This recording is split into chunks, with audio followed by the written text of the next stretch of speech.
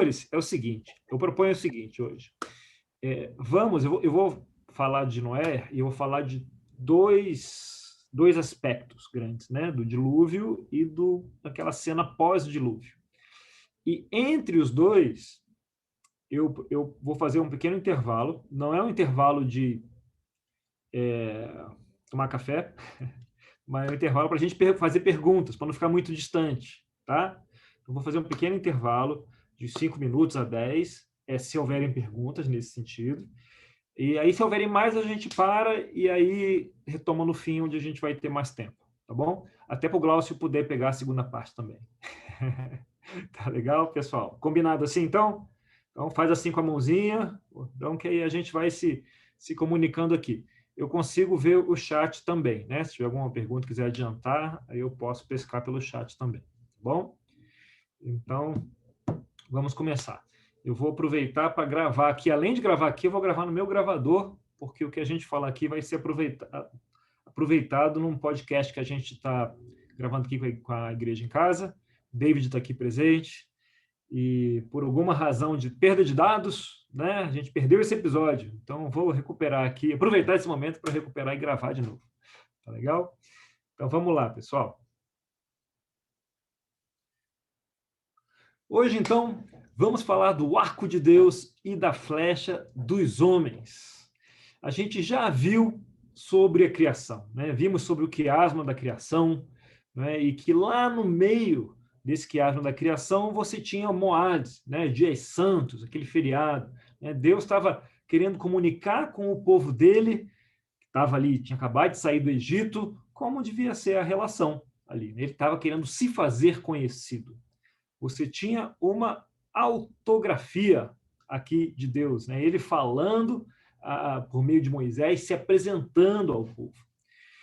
E hoje a gente vai encontrar outros quiasmas e, curiosamente, Noé significa isso, né? Significa ele descansou, significa descanso. Noé ali, o nome de Noé significa descanso. Então a gente veio de um papo, né, lá no começo, que falava de Moads, e hoje, novamente, é o momento onde a gente fala de um sujeito que representa isso. O que é um pouco estranho se a gente considerar do que fala a história. E eu quero combinar um negocinho com vocês. A gente vai caçar o que é estranho. Bom, normalmente, quando eu leio, mais quando eu lia a Bíblia, quando tinha um negócio que eu não entendia, que eu achava esquisito, eu passava direto, para aquilo não machucar muito a minha fé, eu não queria pensar muito naquele assunto. O que a gente quer fazer agora é o contrário. Se algo é estranho, a gente presta atenção. Se algo é estranho, ele chama a atenção. Imagina que você está de noite, você olha para a sua janela e passa uma girafa do lado da sua janela. O que você vai fazer? Você vai ficar, não, deixa eu observar o Daniel, que ele é muito mais interessante. Claro que não. Você vai sair, abrir a janela, o que é isso que aconteceu? Vai querer entender o que aconteceu, porque aquilo que é de estranho, diferente, vai chamar a atenção. E nas escrituras, é assim também. Quando tem algo esquisito, é porque há uma lição ali por trás, algo que a gente pode aprender. Tá bom? E na, quando a gente falou da queda, né, a gente viu que a gente precisava ali de ajuda.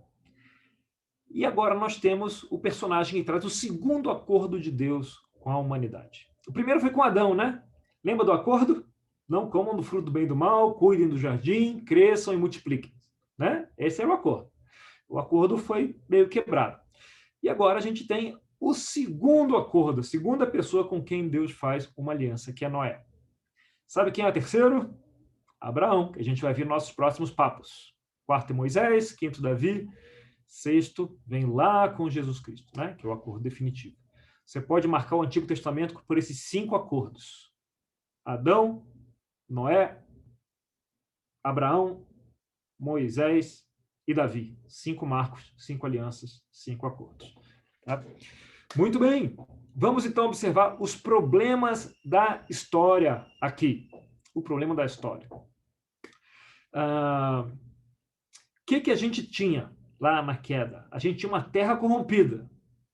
Terra corrompida. O fruto foi comido, o conhecimento do bem e do mal apareceu, e a terra se corrompeu, primeiro com o casal, depois com a família, né? Aquela questão de Caim e Abel, e agora, nesse momento, a terra toda está corrompida. Você nota aí uma progressão da corrupção, a terra toda. Esse é o momento em que começa essa história de Noé. E o primeiro elemento estranho que me vem à cabeça é por que Deus quer matar todo mundo que ele criou? Por que Deus quer matar todo mundo? A terra, o coração é mau das pessoas, já havia percebido isso. Por quê? Será que, inspirado numa música sertaneja, o amor acabou agora? Por quê? Mais estranho ainda, por que a gente conta essa história para as crianças? É uma história de destruição em massa. É uma história de genocídio. Pensa no genocídio. Pensa no maior de todos os genocídios. É esse aqui, o maior de todos os genocídios. Bebezinhos boiando, crianças para todos os lados, mulheres, idosos, todos boiando, morrendo afogados. E a gente conta isso para as crianças. Olha que bonitinha a história de Noé, né? E da arca. O contexto histórico vai nos ajudar um pouquinho aqui. Né? O que a gente não sabia, ou pelo menos eu não sabia, é que a história do dilúvio de Noé, ela não era única. Né? Naquele tempo, nos povos antigos, havia várias histórias de dilúvios. Havia histórias de dilúvios dos babilônios, havia histórias de dilúvios dos caldeus, dos sumérios, dos mesopotâmios, dos egípcios, a maioria delas anteriores à Bíblia. Se você procurar na Wikipedia, perguntar histórias de dilúvios de povos antigos, você vai poder passar um mês lendo essas histórias de dilúvio. Tem várias delas. Ou seja, aqueles povos, era parte da cultura daqueles povos antigos, no folclore deles, né, contarem essas histórias de dilúvio. Eram histórias que eram familiares para eles, naquele contexto cultural. Provavelmente, deve ter havido, na época, um dilúvio de grande magnitude. Deve ter havido, que inspirou esses folclores todos. E o mais importante aqui nessa história não é discutir se o dilúvio ocorreu desse jeito ou daquele jeito, mas é perceber que o autor de Gênesis, né, Deus aqui, na autografia dele, ele está recontando uma história que era uma história conhecida na época, né, era uma história que fazia parte do folclore, da mitologia de todos aqueles povos. Ele está recontando de uma forma diferente da forma que eles estavam acostumados a ouvir. Então, isso nos ajuda a responder. Por que Deus destruiu a humanidade, afinal de contas? Assim, ora, essa é a história que eles sempre ouviam. Né? Deuses destruíam a humanidade por dilúvio. Os deuses tinham esse costume, era um hábito deles. Pode não ser um hábito muito saudável, principalmente do ponto de vista dos homens, mas era um hábito dos deuses, destruir a humanidade alagando tudo. Né? Era o hábito deles. No dilúvio sumério, você tem até um Noé, um Sem, um Cã e um Jafé, para você ter uma ideia da semelhança das histórias. E dessas histórias todas, a mais relevante talvez seja a da Mesopotâmia, né? Que é a epopeia de Gilgamesh. Se você conhece alguém que estudou literatura, você estudou literatura profundamente, provavelmente você trombou com essa história. E a gente vai simplificar um pouquinho aqui, pelo bem desse episódio. Né? Esse herói, Gilgamesh, ele está na jornada dele. E aí existe um ciclo que se repete. Ele encontra um Deus, né? Nesse encontro com esse Deus, eles se conhecem, discutem, e esse Deus acaba ficando bravo por alguma razão, e ele reage contra o herói ou contra a humanidade toda. E aí tem um desfecho. Isso se repete. Aí ele encontra outro Deus, e, de novo, esse Deus acaba ficando bravo por alguma razão e reage ou contra o herói ou contra a humanidade. E esse é o enredo, né, dessa história, dessa epopeia que vai se repetindo. O herói vai encontrando esse Deus. Ele descobre quem é, Deus fica bravo e reage. Num ponto da história, aparece um tal de Utnapishtim. Utnapishtim. Eu nunca vou conseguir pronunciar isso direito. Então, esse tal de Utnapishtim encontra o Deus da tempestade. Tadá! Olha só quem apareceu, o Deus da tempestade. E adivinha só o que o Deus da tempestade, como ele está? Adivinha só, ele está furioso com o mundo e ele quer varrer o mundo todo. E ele é o Deus da tempestade, adivinha qual é o método que ele vai usar para varrer o mundo todo? Né? Ele vai alagar tudo. Então, o nosso herói aqui, o Utnapishtim, ele é avisado por uma outra divindade, divindade feminina, ali. Provavelmente os deuses brigavam, né? Tinha um monte de treta lá entre os deuses. E aí, este Utnapishtim cria, adivinha só, um barcão. Ele cria um barcão e põe dentro desse barcão os animais, e ele põe a família dele, porque nepotismo sempre existiu também, põe a família dele, e ele põe também, que é um cara grato, ele não construiu sozinho, igual Noé, então ele põe os técnicos, os engenheiros navais, os carpinteiros, põe a galera toda que ajudou, entra no barco também. E aí, desse jeito, quando vem a chuva, a criação é salva pelo Utnapishtim, porque ele descobriu com antecedência o plano do Deus da tempestade. Ele deu uma volta no Deus e aí descobriu. E depois o Deus fica muito bravo com isso, mas ele já tomou a volta e deve ser bem trabalhoso fazer tempestade, porque fica por isso mesmo. Então, essa é a história que fazia parte do contexto cultural da época. E agora, olha que curioso, essa é a história da Mesopotâmia. O povo que vivia na Mesopotâmia, um dos povos ali, ela tinha outro nome em Mesopotâmia, era Caldeia. Na Caldeia, quem vivia lá? Os caldeus, não é? E adivinha quem morava na terra dos caldeus? O nosso próximo patriarca, né? Abraão, que era lá de Ur, dos caldeus.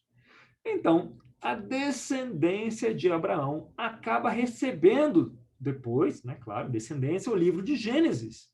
Né? E você vê que faz sentido que os sucessores de Abraão tenham pego uma história que Abraão cresceu ouvindo. Essa história fazia parte da infância de Abraão. E essa história explicava para o povo como os deuses eram.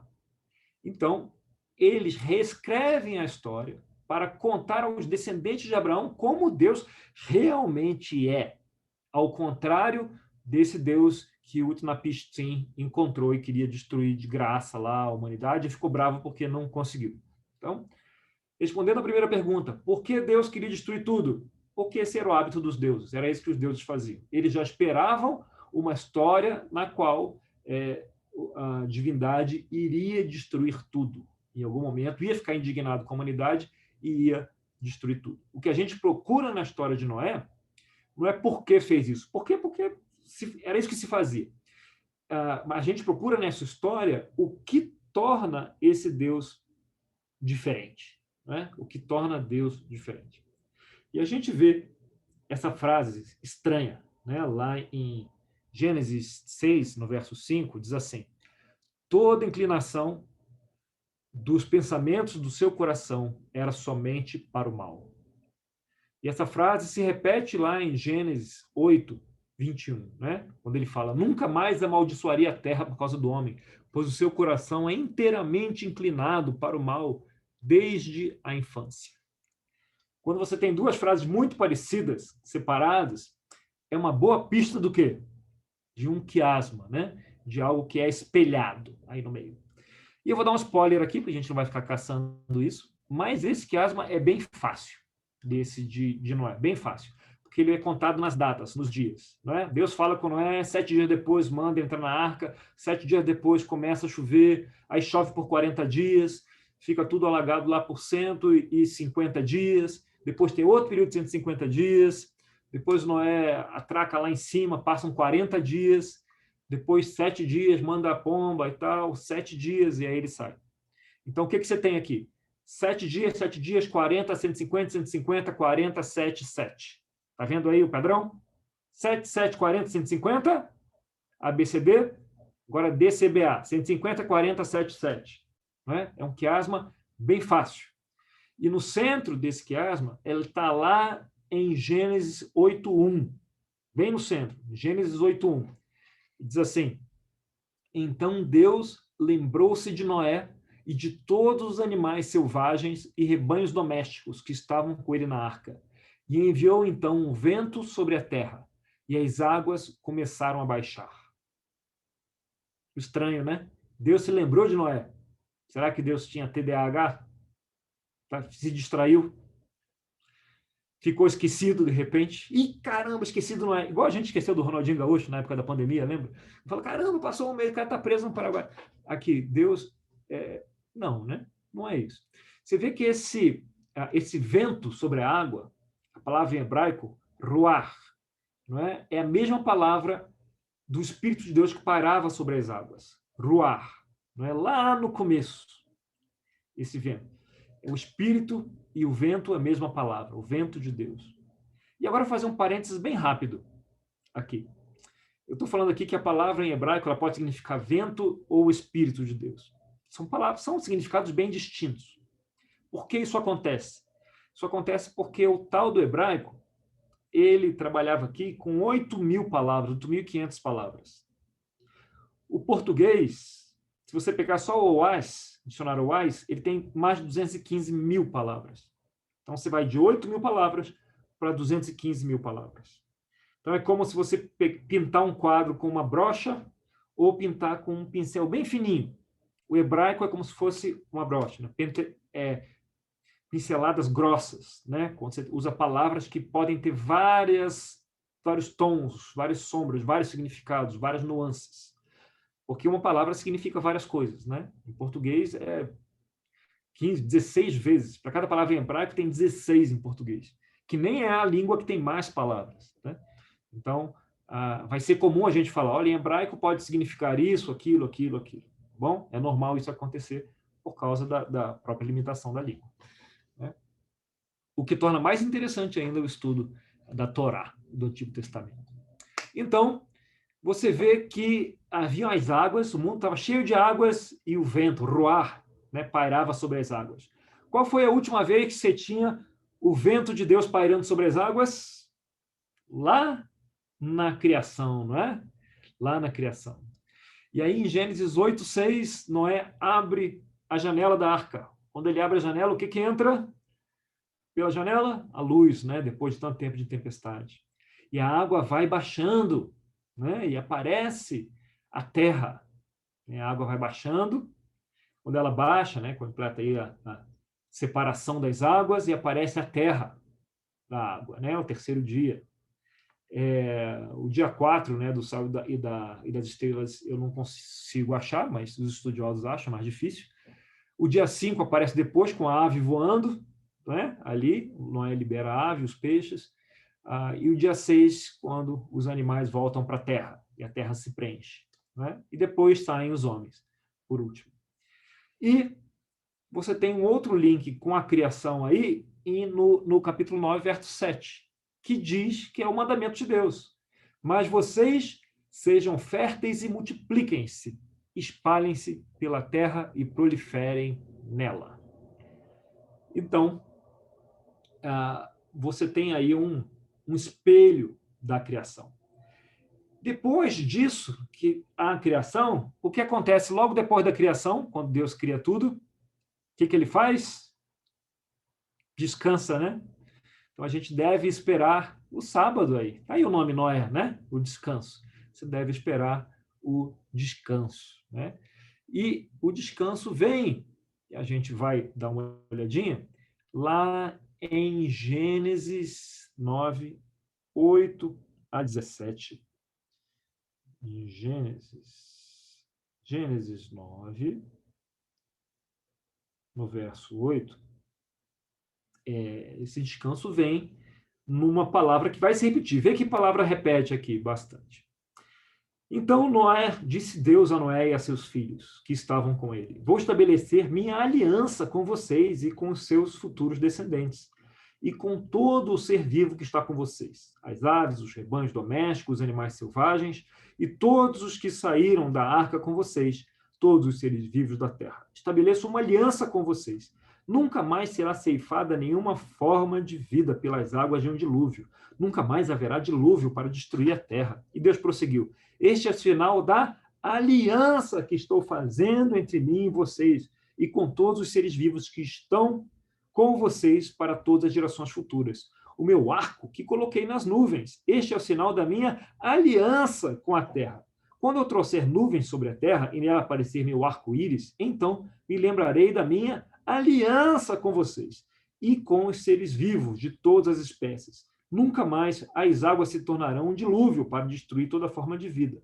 Toda vez que o arco-íris estiver nas nuvens, olharei para ele e me lembrarei da aliança eterna entre Deus e os homens, com todos os seres vivos, com todas as espécies que vivem na terra. Concluindo, disse Deus a Noé: este é o sinal da aliança que estabeleci entre mim e toda forma de vida que há na terra.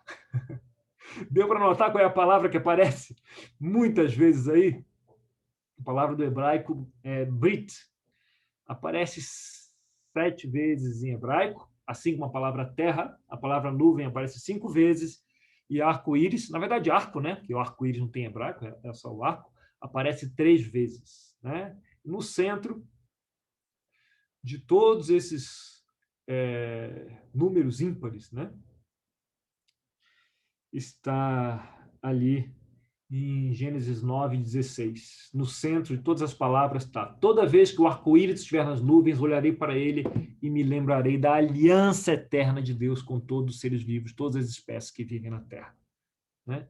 Arco, nuvens, aliança e terra, né? Apontando para a aliança e Deus se lembrando dessa aliança com os homens.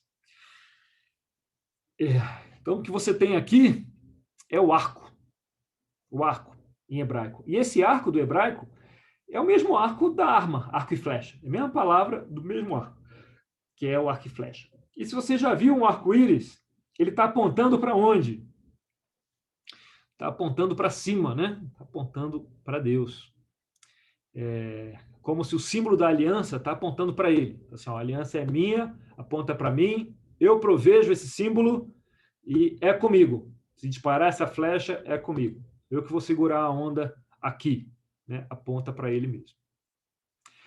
Você lembra, no nosso papo anterior, nós falamos que Deus criou e quando viu que ficou bom, ele sabia quando parar, não é? Ele parou de criar e chegou o sábado. Agora, Deus também precisa saber quando parar, né? No caso aqui é quando parar de destruir. Ele antes tinha parado no 7º dia, e agora ele para criando a aliança. Né? A aliança aqui simboliza o sábado, né? Simboliza o descanso, que é o que significa o nome Noé. Ele parou de destruir. Parou de destruir. Né? E nessa aliança, normalmente, a parte mais fraca de qualquer aliança, naquele tempo, né? Os vassalos e os suzeranos, quando o suzerano tinha uma aliança com o vassalo ele obedecia, né? Quando chamava para a guerra, ele precisava ir, e o suzerano oferecia proteção e algumas leis ali que o vassalo precisava seguir. E quem dava o símbolo da aliança era o vassalo. Né? Nessa aliança aqui, ao contrário do costume da época, quem provê o símbolo é o suzerano, né? Deus. Ele provê o símbolo e é um símbolo que aponta para ele mesmo. Algo assim: olha, mesmo que você se esqueça da aliança, eu vou lembrar, que eu vou manter o símbolo válido. Esse acaba sendo o sábado dessa aliança, o descanso dessa história do dilúvio.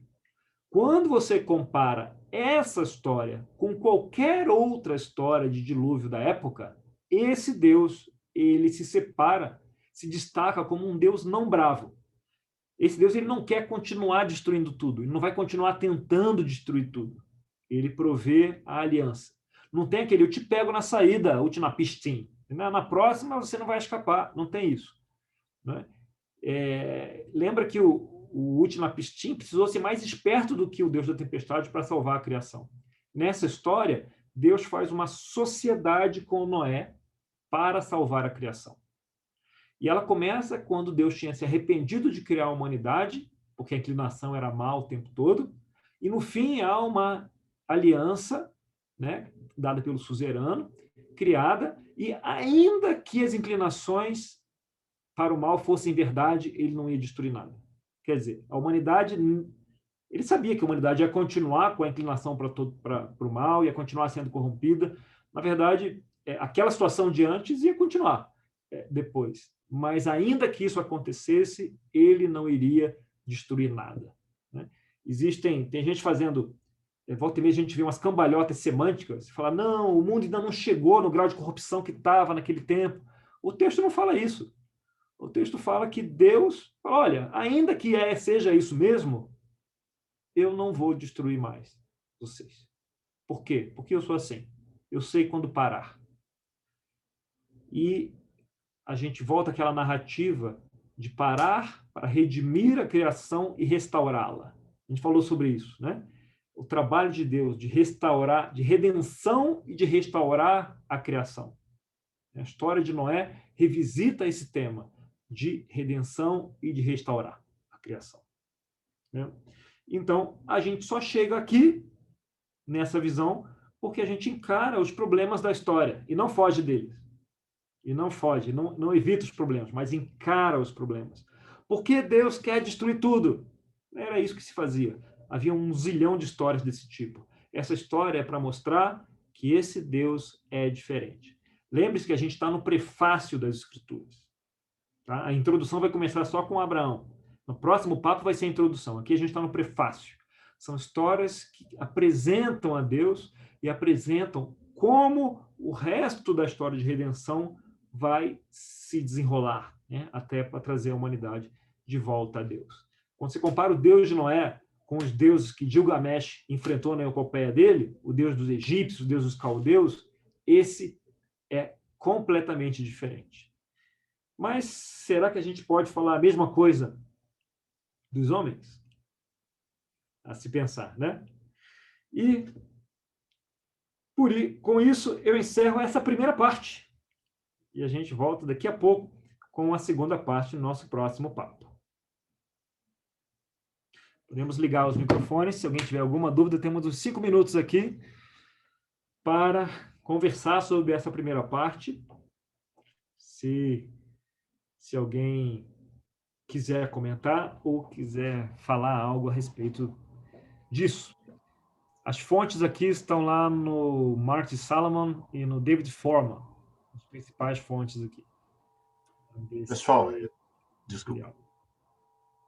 Eu só vou aproveitar esse intervalo só para dar um aviso. Não é para acontecer, mas se por algum acaso a conexão de todo mundo cair, você liga e volta em seguida para o site, tá bom? Eu acho que não vai ter nenhum problema, mas se acontecer, eu só estou preocupado aqui, aí todo mundo volta, tá bom? Só isso. Obrigado.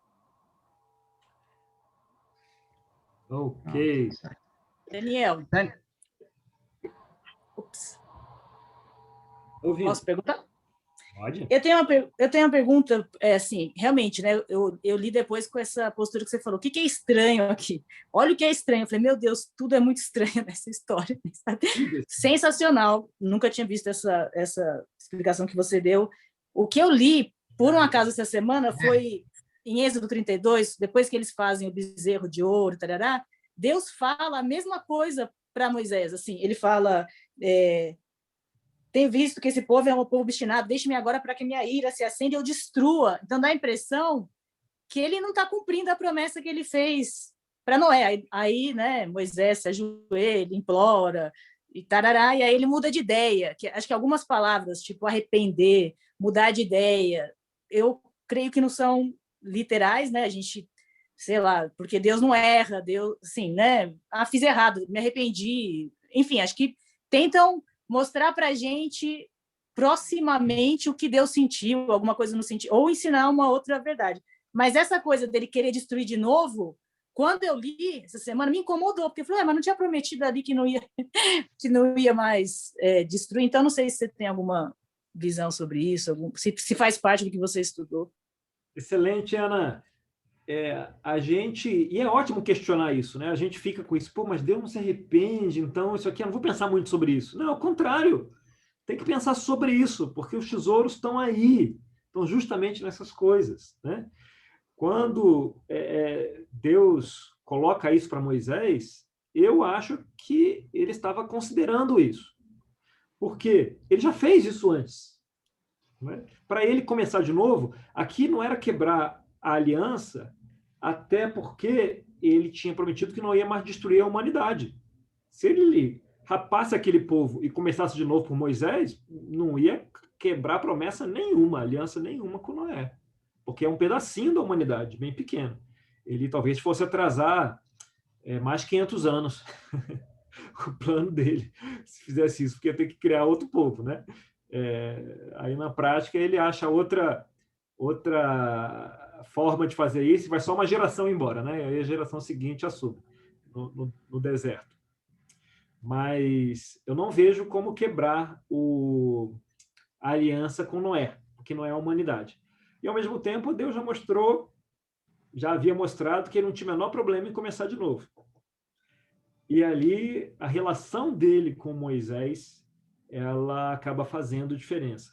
Um problema teológico, filosófico da cristandade, né, e eu me incluo, é que Deus sabe todas as coisas, do passado, do presente, do futuro, inclusive o pensamento das pessoas, e tudo está debaixo do seu comando. E o que a gente vê no Antigo Testamento não é um mundo determinístico, assim, aonde as coisas já estão pré-concebidas, pré-determinadas. Não é. Ele está ali com Noé, e depois vai ficar muito claro com Abraão, depois com Moisés, muito claro também. Deus está trabalhando por um plano que ele tem por meio das pessoas. E essas pessoas, elas vão acertar, elas vão errar, elas vão bem, elas vão mal, e Deus vai seguindo com o plano dele, se ajustando. É mais aquela história de todas as coisas Deus usa para o bem daqueles que o amam. Então, nem sempre ele provoca todas as coisas, mas ele usa todas as coisas. Né?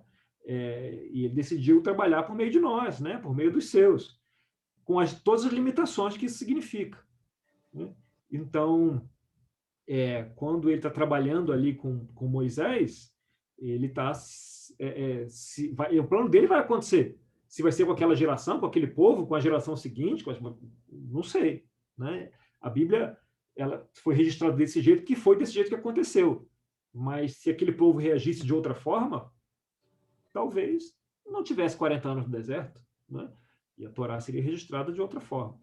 Então, são questões que aparecem, né? Agora, com certa teologia, que aparece muito depois, principalmente na Reforma, não é? Está tudo pré-determinado e tal, aí isso confunde bastante a forma de interpretar. Mas se você vai para uma abordagem mais cultural da época, a leitura não é essa. Deus vai respondendo, né? E as pessoas vão respondendo, Deus vai respondendo conforme o plano dele vai se desenrolando. Bom? Ô, Daniel. Sim. É o Claudinei falando. Fala, meu amigo. Você falou... Desculpa, Claudinei. Oi. Depois da pergunta do Claudinei, a gente volta, tá? A gente volta e faz a segunda parte. Na semana passada, a gente viu como se fosse alguém narrando para o povo, né? Toda aquela construção como foi criado o mundo. E agora a gente está vendo essa questão de Noé, e você trouxe alguns elementos aqui de outros deuses. Uhum. Isso quer dizer que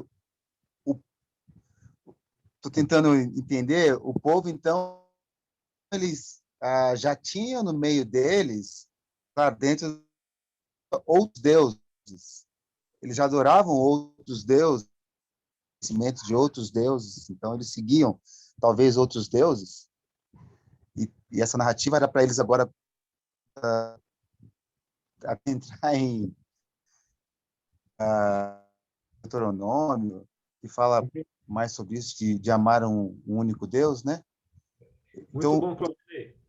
Falando na perspectiva de ouvinte, né? Teve que falar para alguém. Eles adoravam outros deuses já, então?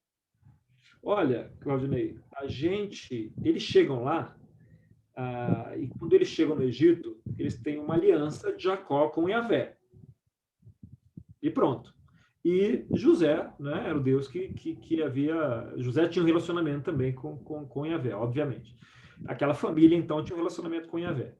Eles passam ali esses 430 anos ali no Egito, que é uma cultura politeísta, com diversos deuses. E essa narrativa deles fica misturada.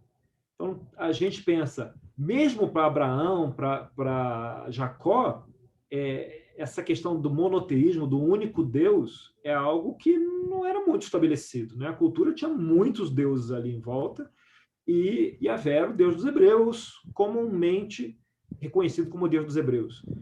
Mas acreditava-se, né, ali a cultura comum era que existia um conjunto de deuses, e Yahvé era o Deus dos hebreus. Então, ali dentro, já que eles estavam no egípcio, é de se supor que vários, não sei qual a proporção, porque não foi feita uma pesquisa sobre isso, né? Mas vários dos hebreus certamente tinham problemas de adoração de outros deuses, né? De ídolos, dos ídolos do Egito. Inclusive, em Ezequiel fala disso, né? De que eles adoraram ídolos no Egito. Então, mostra que a narrativa de Shalom de Deus ela se corrompeu no meio do caminho. Não completamente, claro, porque foi mantido parte dessa narrativa, mas o povo como um todo havia uma certa confusão na adoração. Tá bom? Obrigado. Ok, vamos lá então. Vamos voltar aqui, afinal a gente perguntou. Vamos falar agora sobre... Bem, esse Deus era diferente dos outros, mas será que a gente pode falar mesmo o mesmo dos homens? O que há de estranho com a segunda parte da história? Lá em Gênesis 9, não é? Principalmente a partir do 18. E eu mostro aqui, né? Você tem acesso à figura, né? A figura, a pintura aqui. Deixa eu compartilhar. Então, nós temos aqui acesso a figura do Bernardino Luini, né? Se estiver acompanhando o podcast, vai estar aí disponível. Bernardino Luini, ele está lá na Brera Gallery, lá em Milão, não é? Um belíssimo quadro pintado. Você reconhece aqui essa cena? Então, eu imagino que você reconheça, né? A cena de Cã zoando Noé. Né? E, na verdade, o nome desse quadro é exatamente esse, Cã zoando Noé. Esse é o nome desse quadro. Então, mantenha esse quadro em mente, a gente vai voltar a ele mais tarde. E o que tem de estranho nessa história? Primeiro, vamos lá em Gênesis 9, no verso 18. Gênesis 9, no 18. Diz assim: os filhos de Noé que saíram da arca foram Sem, Cã e Jafé. Cã é o pai de Canaã. Estes foram os 3 filhos de Noé. A partir deles toda a terra foi povoada. Noé, que era agricultor, foi o primeiro a plantar uma vinha. Bebeu do vinho, embriagou-se e ficou nu dentro da sua tenda. Cã, pai de Canaã, viu a nudez do pai e foi contar aos 2 irmãos que estavam do lado de fora. Mas Sem e Jafé pegaram a capa, levantaram-na sobre os ombros e, andando de costas para não verem a nudez do pai, cobriram-no. Quando Noé acordou do efeito do vinho e descobriu que o seu filho caçula lhe havia feito, disse: maldito seja Canaã, escravo de escravos, será para os seus irmãos. Disse ainda: bendito seja o Senhor, Deus de Sem, e seja Canaã seu escravo. Amplie Deus o território de Jafé, habite ele nas tendas de Sem, e seja Canaã seu escravo. Depois disso, depois do dilúvio, Noé viveu 350 anos, e ao todo 950 anos, e morreu. Muito bem. O que tem de estranho aí, pessoal? Primeira coisa, será que o cara não podia ficar nu na própria tenda? Tipo, se ele não pode ficar nu na própria tenda, ele vai ficar nu aonde? Se tem um lugar que ele pode ficar nu, é exatamente na própria tenda. Né? Então, não haveria problema nenhum aí. E ele começa de forma estranha também, né? Ele fala, Cã é o pai de Canaã. E não tem nada à toa aqui. Então, essa informação aqui não está perdida, parece perdida, mas ela não está perdida. Parece que está sobrando aqui. Vamos entender isso, mas é estranho que ele mencione Canaã. E se a gente pescar o nosso último papo, a gente viu ali paralelos, semelhanças com a história da criação, não é? Primeiro dia, o segundo, o terceiro, o quarto não achei, né? Mas o quinto, o sexto, o sétimo. E depois do descanso, você tem um outro paralelo. Afinal de contas, alguém comeu uma fruta, né? Na história da criação, não é verdade? E na história de Noé, adivinha só o que ele fez? Plantou uma vinha, bebeu do vinho da fruta. E o que aconteceu quando, na história da criação, eles consumiram do fruto? Uma maldição, né? Então devemos esperar que em algum momento, se isso aqui está realmente espelhando a história da criação, vai aparecer uma maldição aqui na frente. Então, outra coisa estranha. Por que Cã foi contar aos irmãos? Qual é o problema de ver o pai pelado na tenda? Não deveria haver problema nenhum. Então, temos essas questões aqui que são realmente estranhas. No fim, Sem e Jafé pegam a capa e, andando de costas para não verem a nudez do pai, vão lá e o cobrem. Cena estranhíssima também, né? Vão os dois cobrir o pai. Por que o pai não pega um negócio e se cobre, né? Tudo muito estranho.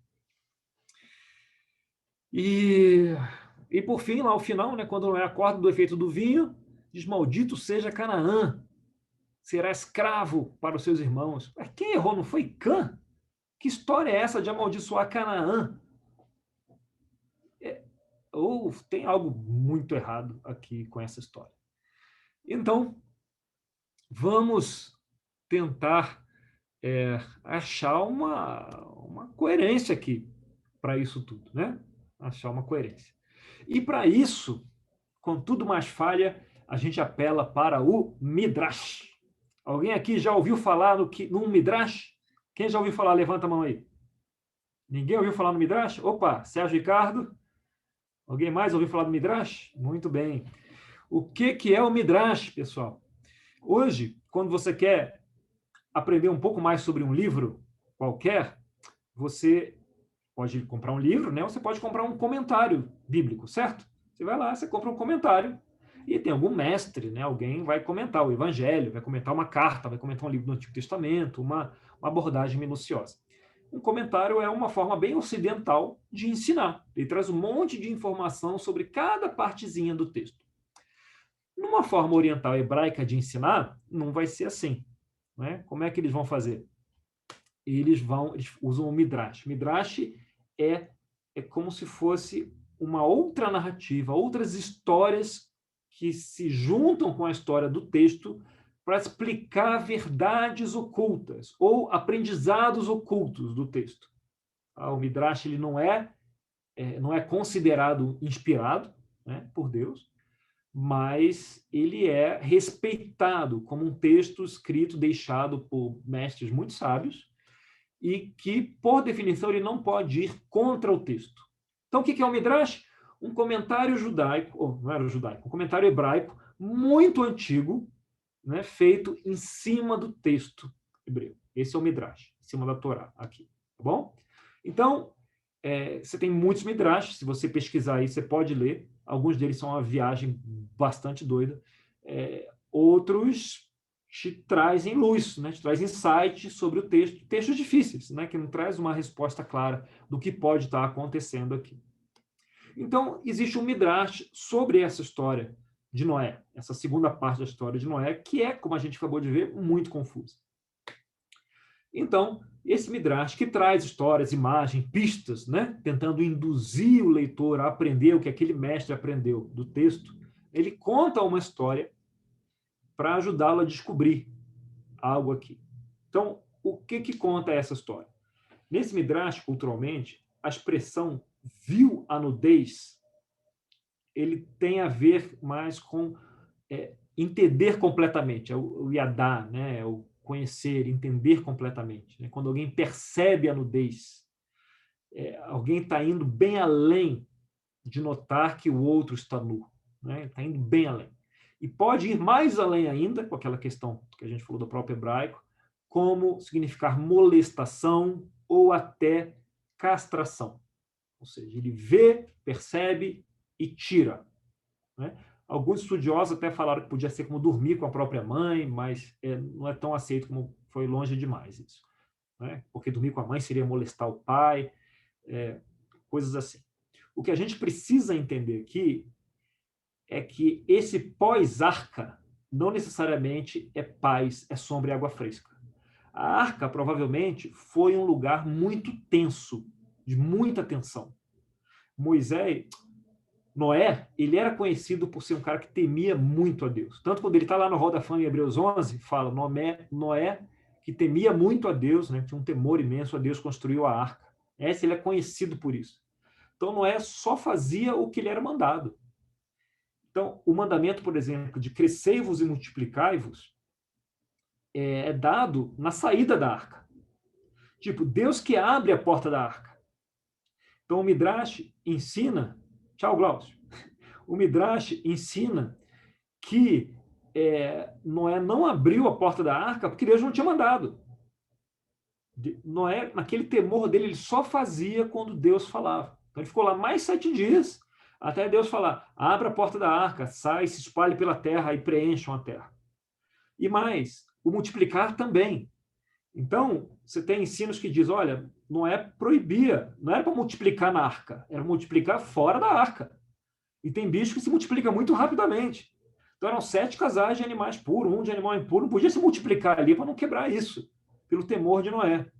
Então, não podia ter multiplicação na arca. O que significa isso? Não poderia haver intercurso sexual na arca. Quer dizer, os filhos com as esposas precisavam ficar afastados.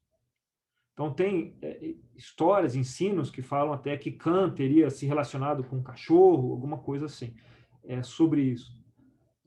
Não se sabe, claro, né? A história ela conta para ensinar outras coisas, mas isso mostra a tensão que existia ali dentro. Imagina os conflitos ali dentro, o espírito ali dentro. E Noé com aquela mão de ferro, de só fazendo o que Deus determinava explicitamente. Só permitiu que Deus determinava explicitamente ali dentro.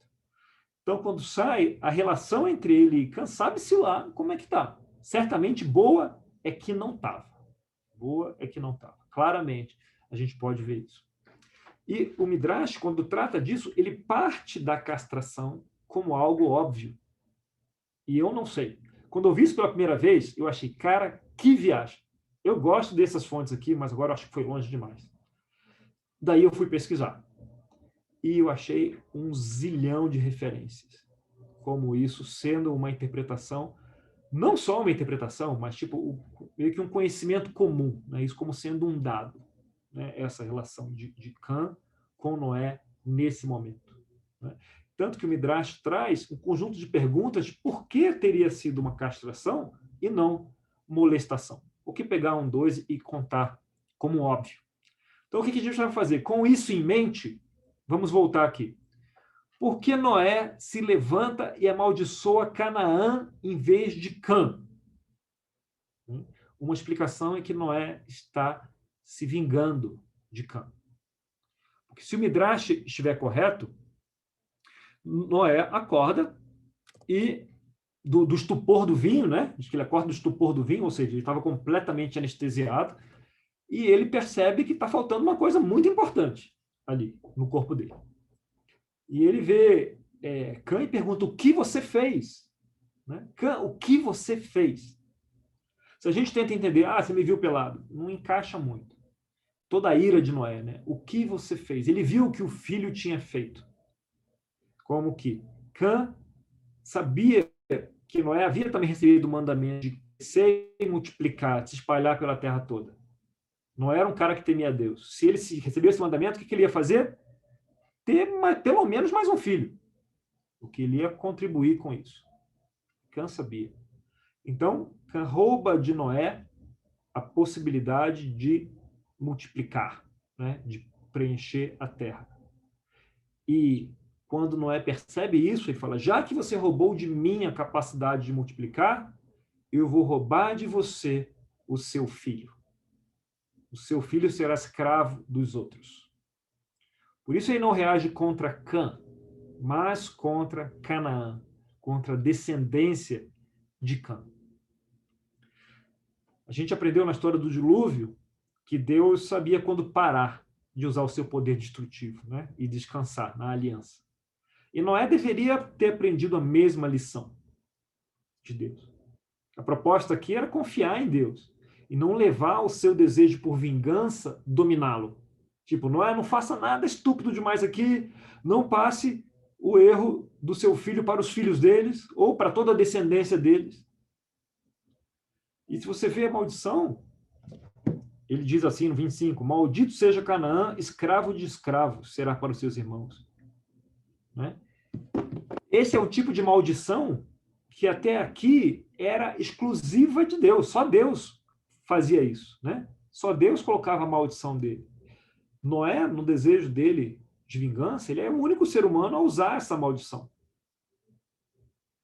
E a vingança pertence a quem, né? A vingança era reservada a Deus. Ele assume aqui o lugar de Deus, em vez de crer que Deus faria o que deveria ser feito com Cã, faria essa justiça. Ele acaba sendo dominado pelo desejo de destruição, de vingança, e ataca um cara que nem merecia, né? Que era Canaã.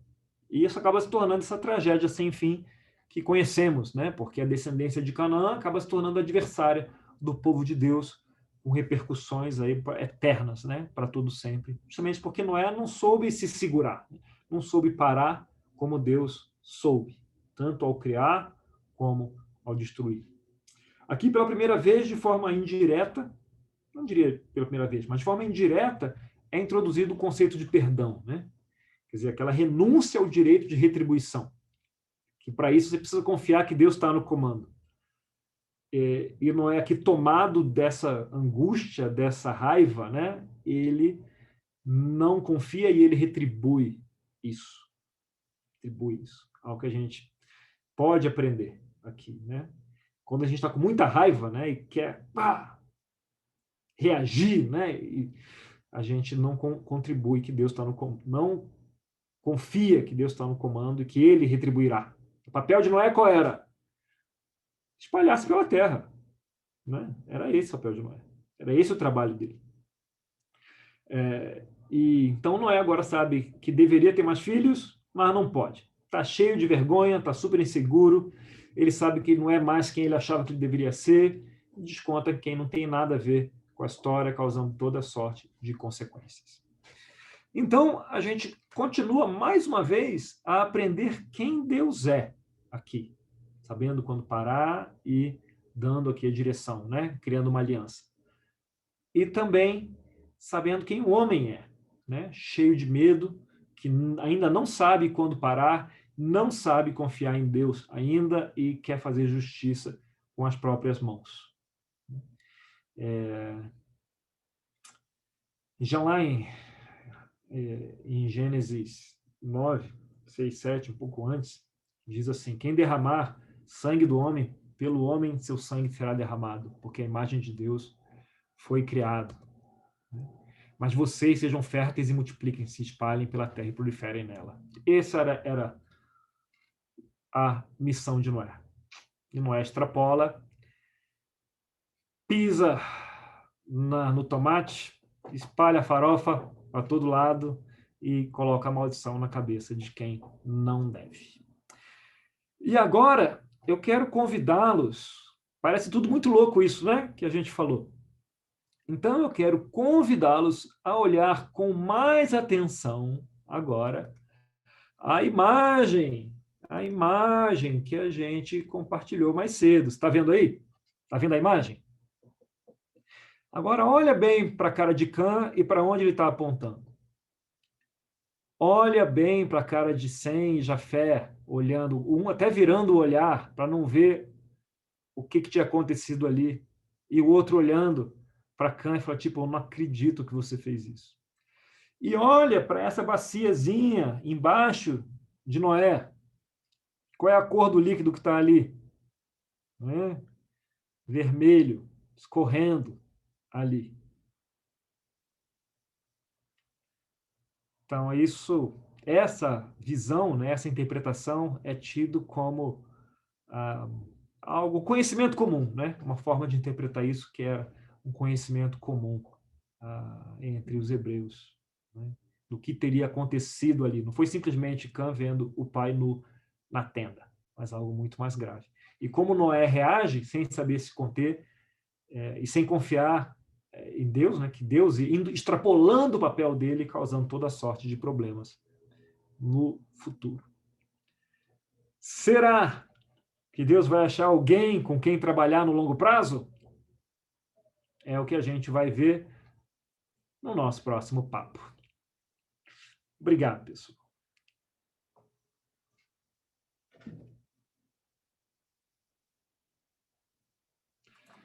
Uau! Sem palavras. Eu também. Meu Deus, que babado! Como diz o outro.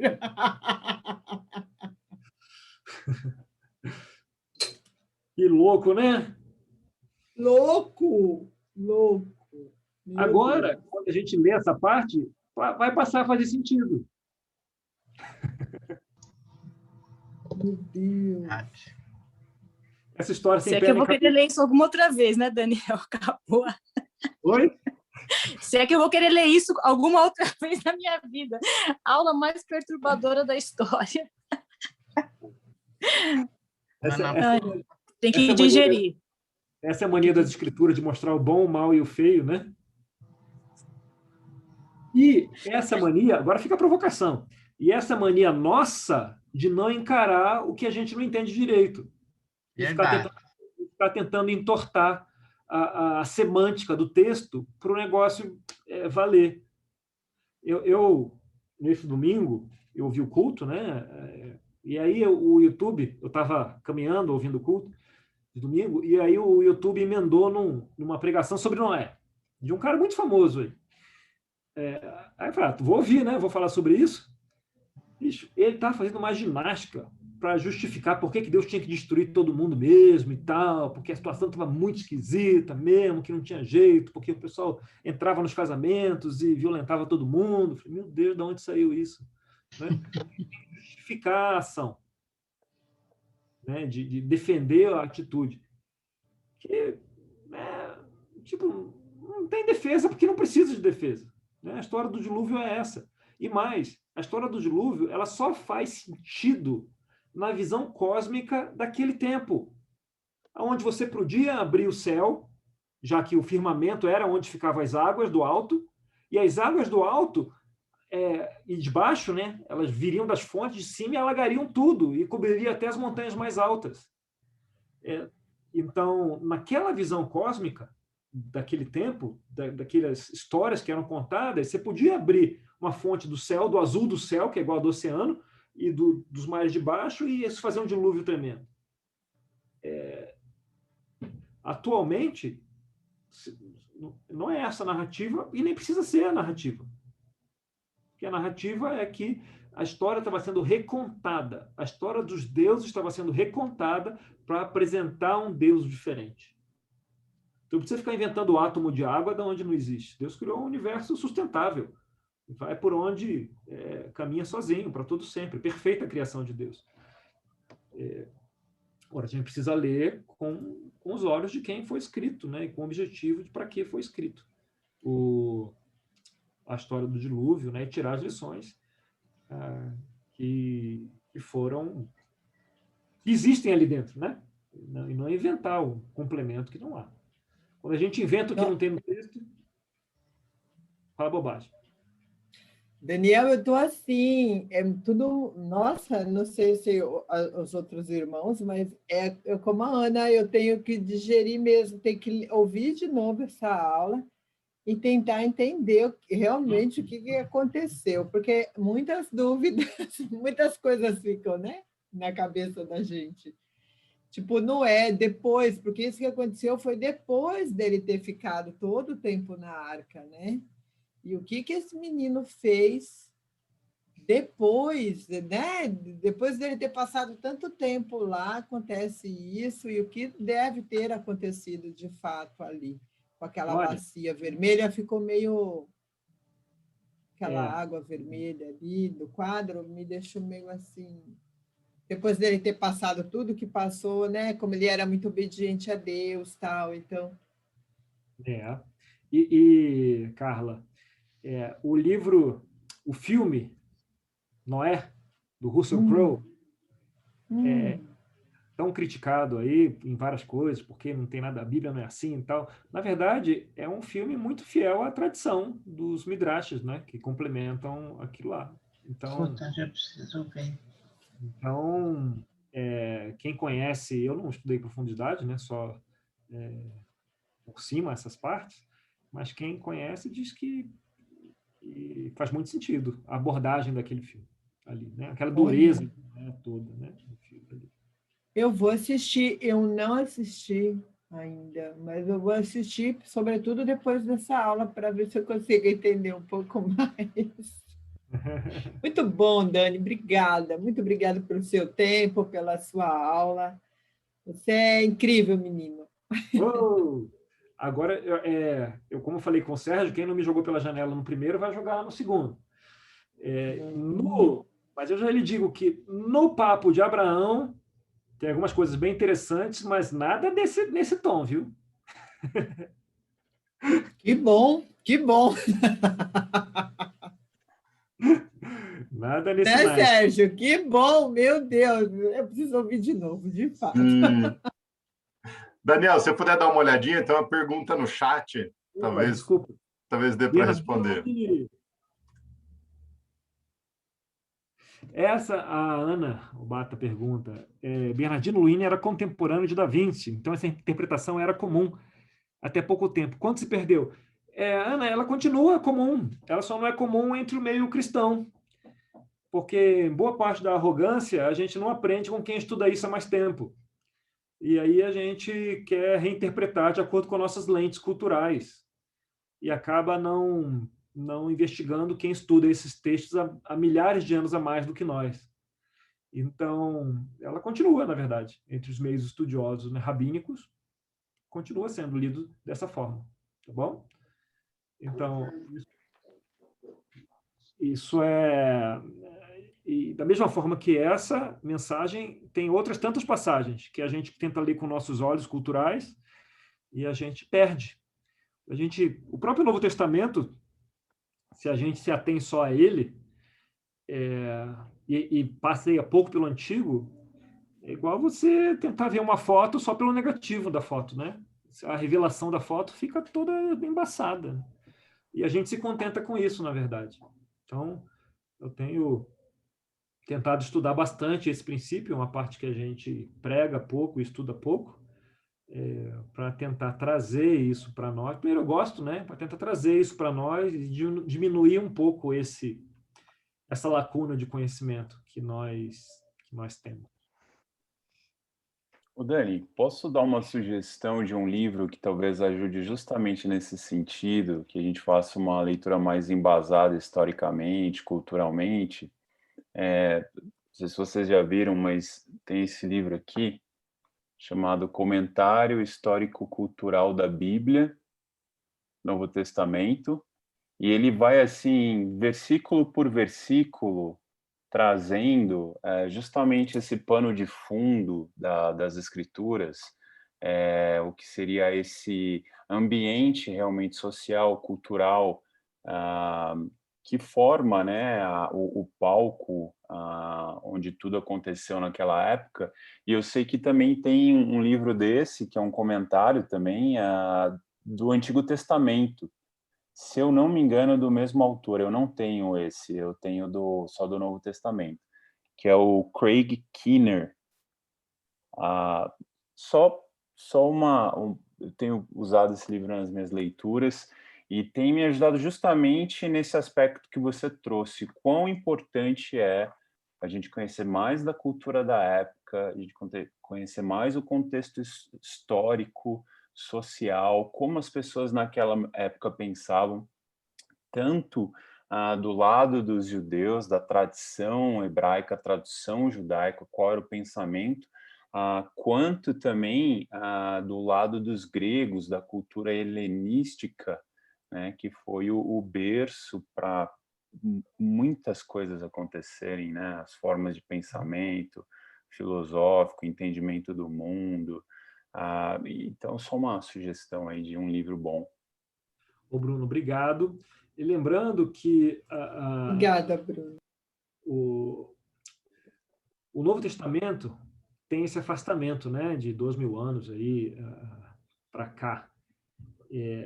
Só que o Novo Testamento, apesar desse afastamento, ele já está na cultura grega. Ele é escrito em grego, e principalmente as cartas, né? Os evangelhos está em grego, mas é ali a realidade dos judeus. Mas as cartas, Paulo escreve, né? Ele é bem... Dá para você ver a filosofia por trás do pensamento de Paulo, né? Ele é influenciado pelos filósofos já, é um estudioso. O Antigo Testamento, não. O Antigo Testamento, a distância cultural para nós é monstruosa, muito maior do que para o Novo Testamento, que já é grande. Então, quando a gente lê e tenta interpretar, e é isso que a gente tem que fazer, mas se a gente tem mais referências, isso nos ajuda. Não que a gente vai interpretar errado e vai fazer bobagem, não é isso. O que a gente vai fazer é ver essas coisas que a gente não entende nada e passar por cima, né? E deixar de aproveitar os tesouros que estão ali escondidos, né? Conhecer as narrativas e perder boa parte dos ensinos que estão ali, que é o que a gente faz, na verdade, né? E eu estou aí nessa caminhada, como o Sérgio sabe bem. Muito bom. 27 anos, e um monte de coisa que eu estou compartilhando com vocês aqui, eu aprendi há 6 meses atrás. O que me deixou muito injuriado, viu? Que bom. Caramba! Esse negócio estava aí. É interessante, né? Boa noite, irmão. Boa noite, Daniel. Realmente, eu também fiquei bem impactada. Aqui no Gênesis 8, né, no 21, mais embaixo, quando Deus fala, nunca mais amaldiçoarei o homem, pois o coração é inteiramente inclinado para o mal, desde a infância, né? Aí eu fico pensando, puxa, eles tinham acabado de presenciar algo tão grande, né? O Cã viveu essa fé, esse temor a Deus do pai, uma vida inteira, presenciou um milagre. Claro que foi desafiante, como você trouxe, para a gente trazer essa reflexão. Achei muito interessante você falar que Deus só permitiu que eles se multiplicassem, né, quando realmente Deus deu a permissão. Mas saindo dali, e logo em seguida ele comete um ato desse, né? E o nosso coração, enquanto Deus, e como você falou, Deus já sabe de todas as coisas, né? E é impressionante, você olha o coração de Cã, mas nós somos assim, né? É assustador. Nossa, assim, achei muito, muito legal e gostei muito dessa questão que você trouxe, que Noé, por mais que ele temesse a Deus, ele não confiou, né? Aí ele bagunçou tudo com a questão da vingança, né? E a gente realmente fica um aprendizado muito grande. Muito obrigada. Obrigado, Maria.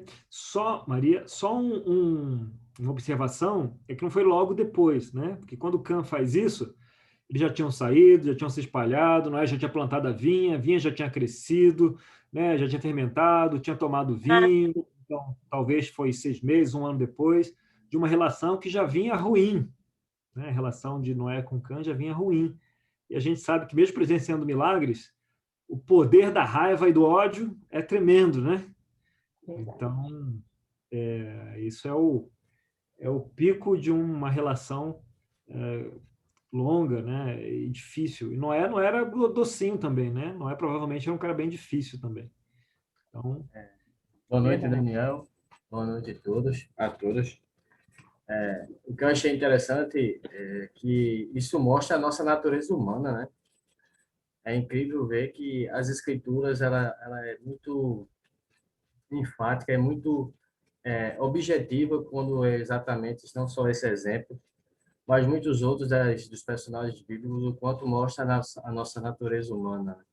E aí, mais uma vez, mostra o amor de Deus por nós, com o desejo de nos transformar, né? Transformar o nosso coração, porque a nossa natureza humana ela é realmente ruim, né?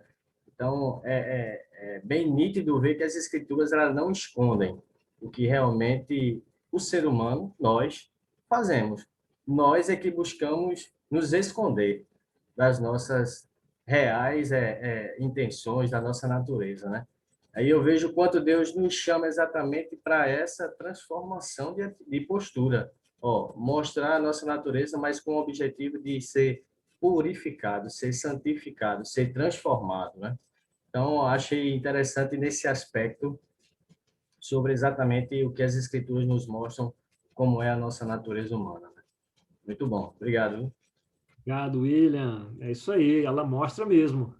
Então, era estranho até Noé, né? Aparece Noé e falou, pô, mas quase não tem nada de errado com Noé, né? Só tem eles ficou chateado, mas quem errou aqui foi Cã e tal, né? A gente, na nossa dificuldade de ler o texto, mas Noé apronta umas boas aí também, né? Então... Daniel, acho que tem mais 2 perguntinhas no chat, não sei se você está vendo. Deixa eu ver. Algum outro herói das histórias dos dilúvios no mundo antigo sofre algo parecido com o que Noé sofreu? E tem uma antes também, tá? Só para você saber. Tá.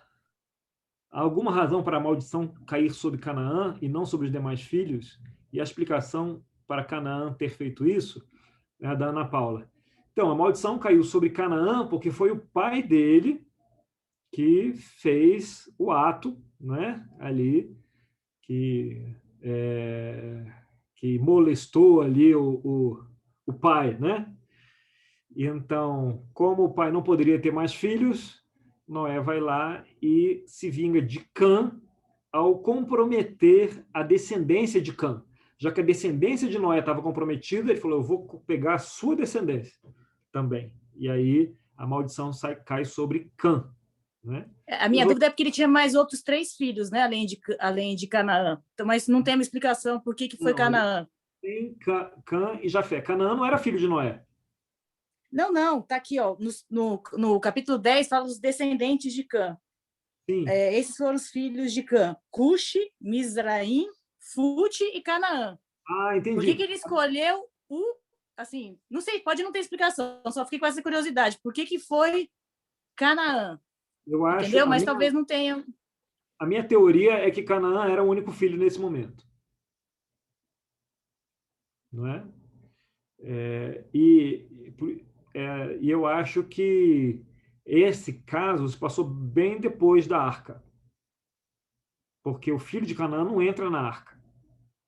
O filho de Cã. Então dá tempo deles saírem, de começarem a se multiplicar, e aí nasce Canaã, e aí acontece o fato, e ele amaldiçoa Canaã. Tá?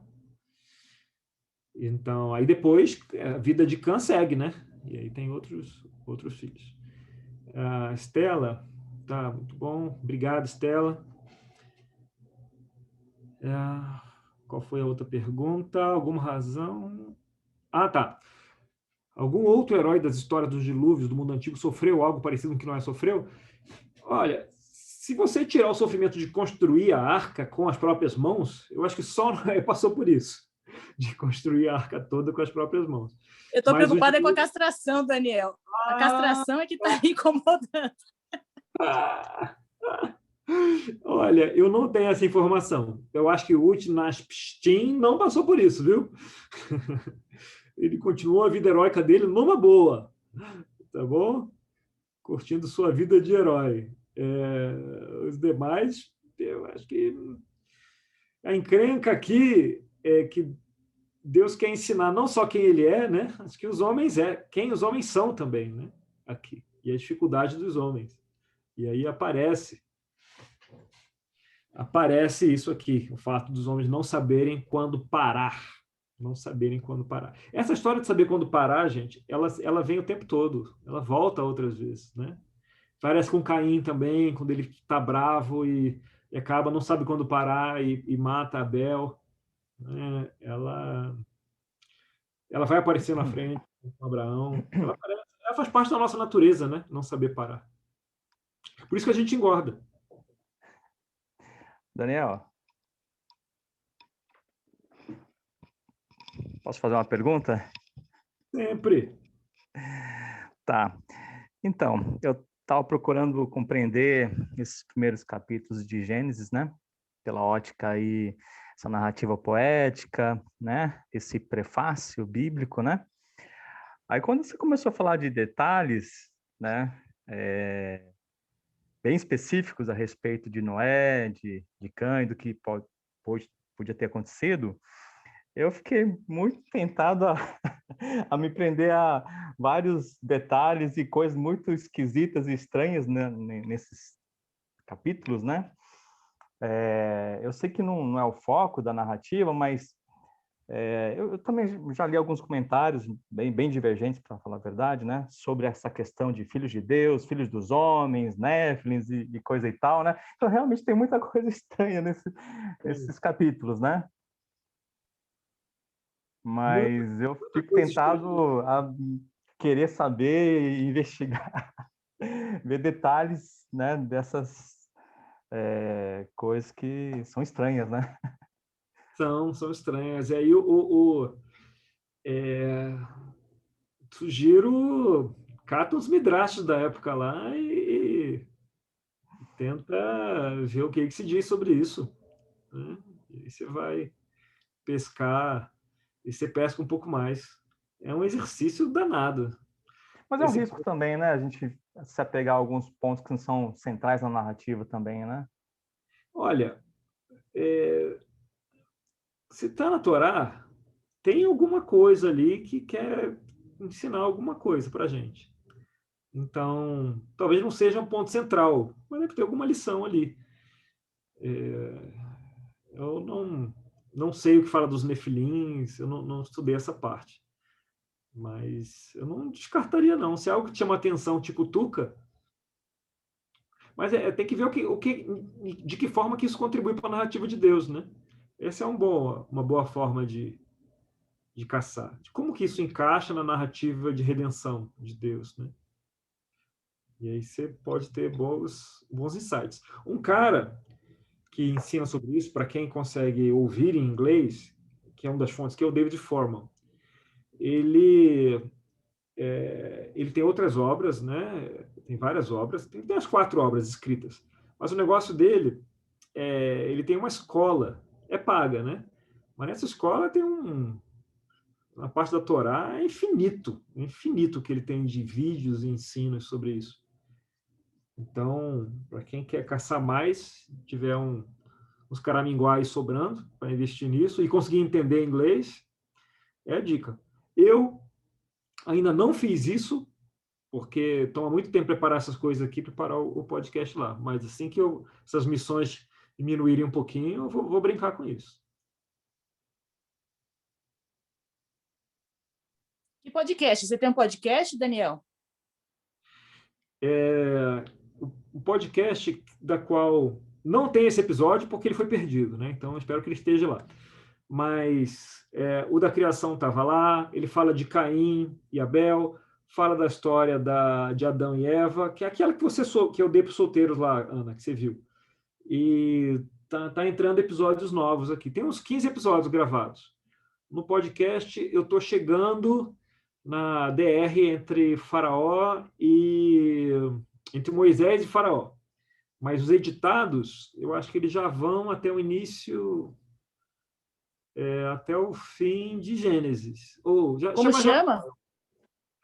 Como chama? Propostas de Deus. Desculpa, propostas e respostas de Deus.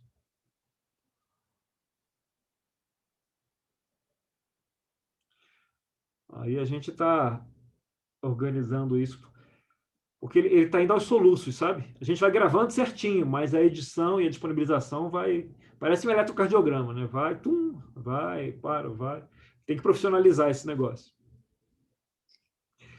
Tudo que é voluntariado, às vezes é difícil, né, Sérgio?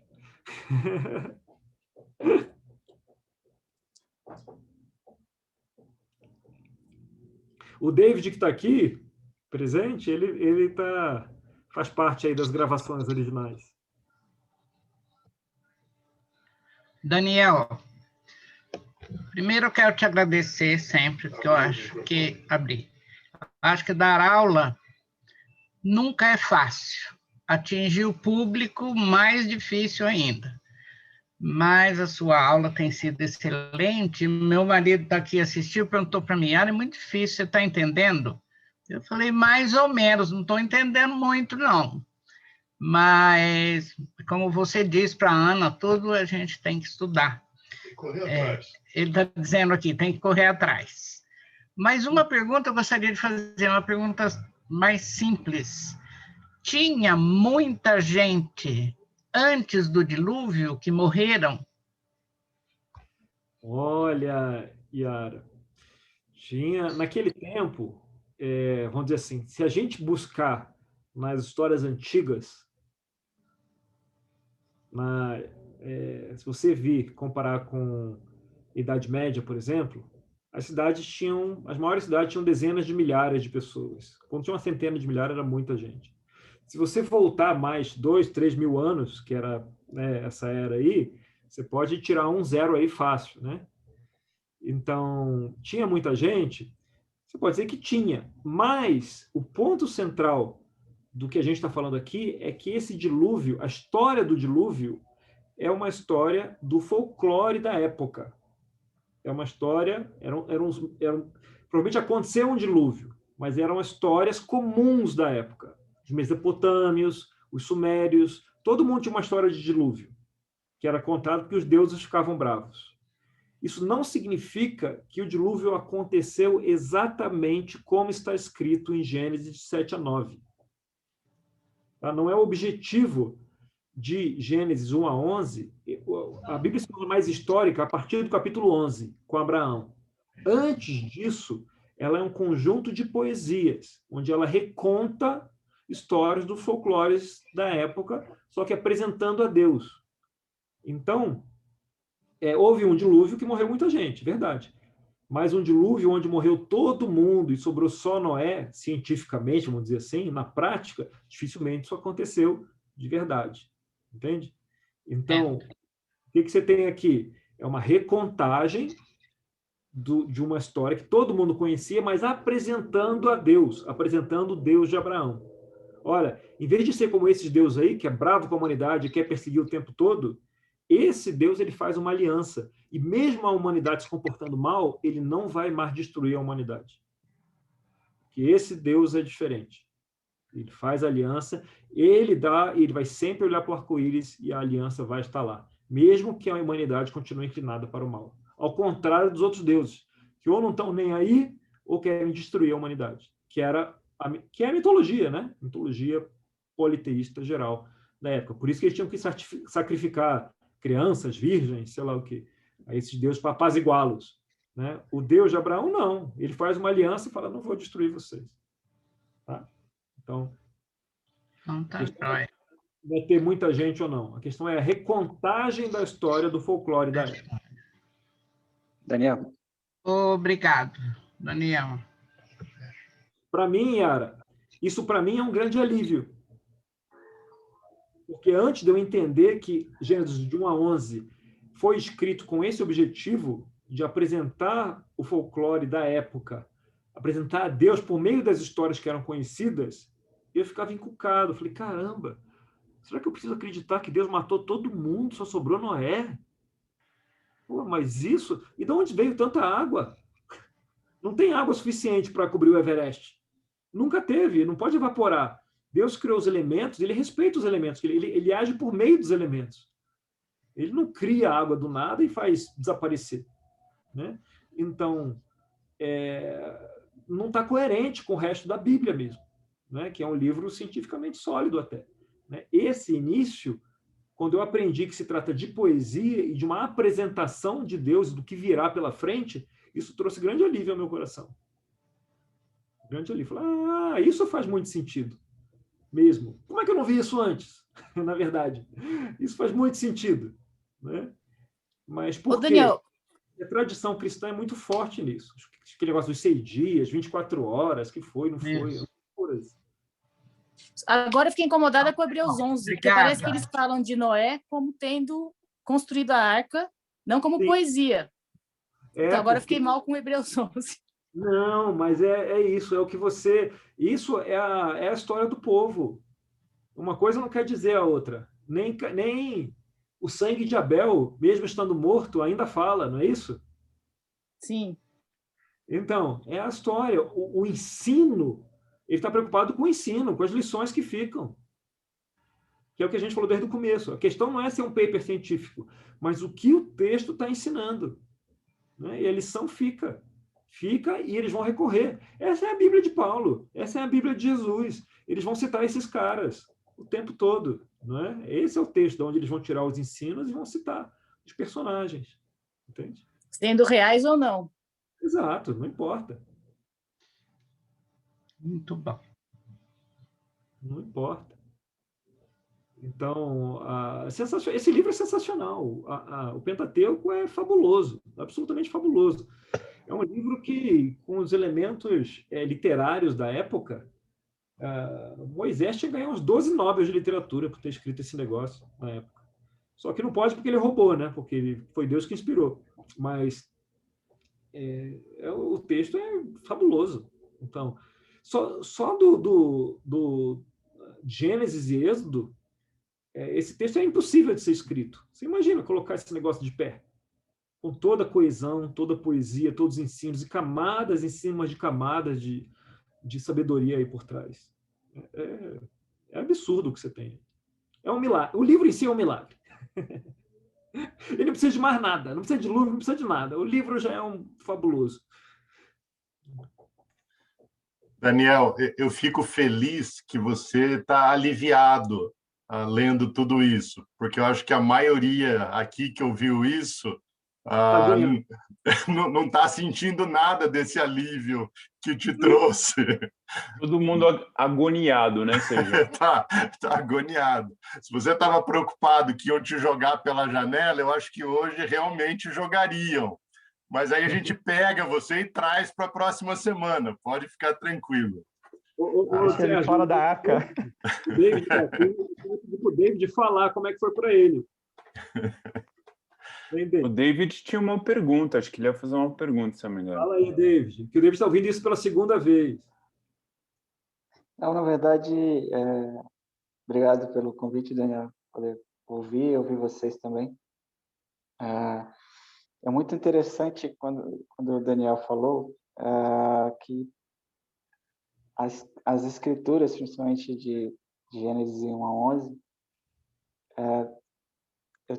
depois disso, eu sempre tento fazer isso, né, de me colocar na cabeça ou na visão do povo da época, né? Que a gente tem, estou aqui com as escrituras aqui na minha frente, está tudo aqui digitadinho, né? Posso ler em vários idiomas, inclusive, e isso foi passado verbalmente, né, para o povo.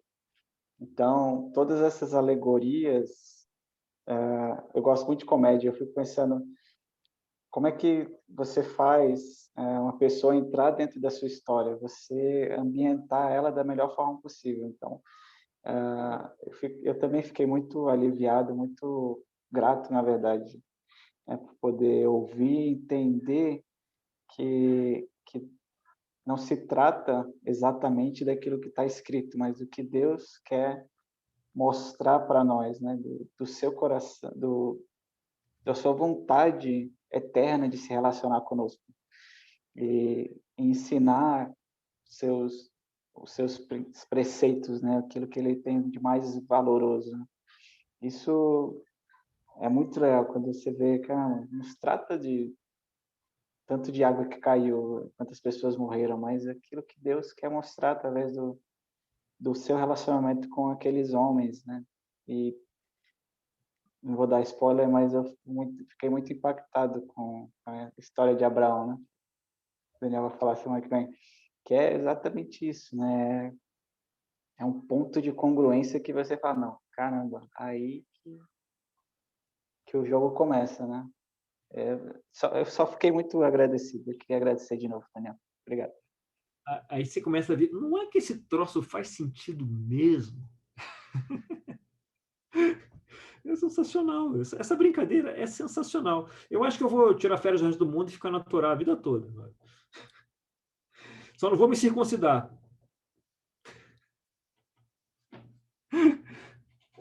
Sérgio, tá mudo aí. Não, é porque é melhor você não ouvir mesmo esse pensamento. Ai, ai. Senhores, o David mandou aqui o link do podcast aqui no chat, né? Se vocês quiserem. Mas eu sugiro não ir até Abraão para não ter spoiler antes da hora. A não ser que você queira, né? Também. Tanto faz. Fique à vontade. Só lembrando que esse que eu mandei é um link para o do Google, né? Podcast do Google, mas também está no Spotify e está em outras plataformas também. Em outras plataformas. Já temos uma meia dúzia de episódios só, né, David? Eu vi que tem 4, Daniel, se não me engano. Ixi, só 4. Vamos cutucar lá a turma, botar mais. Muito bem, pessoal. Algo mais? Alguma outra dúvida?